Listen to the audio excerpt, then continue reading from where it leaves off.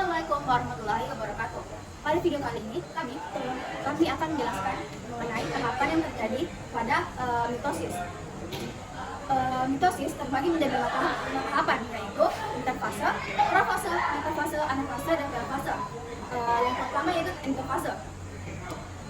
Sebenarnya tahap interfase itu tahap istirahat karena pada fase ini tidak terjadi proses pembelahan.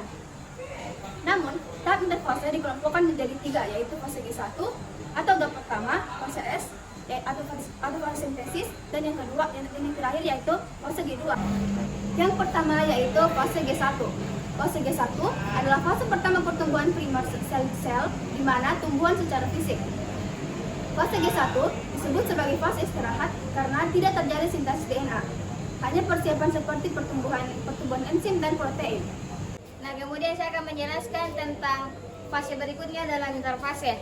Yang kedua yaitu ada fase S. Fase S disebut juga dengan fase sintesis karena pada fase inilah DNA dalam 23 pasang kromosom direplikasi. Pada fase S DNA disintesis dan salinannya secara lengkap dengan cara replikasi. Terus yang ketiga ada fase G2 atau fase pertumbuhan sekunder, yaitu adalah fase setelah DNA sintesis. DNA yang disintesis diperiksa dalam fase ini untuk memastikan tidak ada kerusakan setelah fase S. Fase G2 RNA dan protein yang dibutuhkan oleh sel kembali dibentuk seperti pada fase G1. Fase G2 adalah fase persiapan sel sebelum pembelahan sel berlangsung, di mana sel harus mempersiapkan enzim dan protein yang dibutuhkan untuk pembelahan sel. Tahap profase. Tahap profase memiliki ciri di antara lain yaitu yang pertama, sentriol mulai menggandakan diri. Yang kedua, setiap sentriol mulai bergerak mengarah tertutup yang berlawanan. Yang ketiga, setelah itu terbentuk benang gelondong atau spindel yang terbuat dari protein mikrotubul. Yang keempat, membran inti mulai menghilang. Yang kelima, terjadi penggandaan homolog kromosom. Kemudian saya akan menjelaskan tahapan metafase. Ciri daripada tahapan metafase diantaranya ialah 1. Kromosom bergerak berjajar di bidang ekuator. 2. Benang spindel mengikat sentromer kromosom.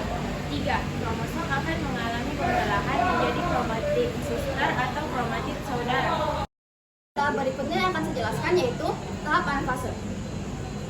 Pada ciri pada tahap anafase yaitu yang pertama, kromatid sister ditarik ke arah kutub yang berlawanan seperti pada gambar berikut. Terus selanjutnya yaitu benang spindel mulai memendek, dan yang terakhir yaitu membran mengalami lekukan. Yang terakhir adalah tahapan telofase. Terdapat ciri-ciri pada tahapan telofase, yaitu yang pertama adalah awal telofase. Ciri yang pertama adalah benang spindel mulai menghilang. Yang kedua, membran inti mulai terbentuk. Dan yang ketiga, kromatid sister berada di tengah membran. Dan yang terakhir, lekukan yang berbentuk semakin datar. Pada akhir telofase, cirinya adalah sel baru mulai terbentuk dan membran inti sudah mulai terbentuk sempurna.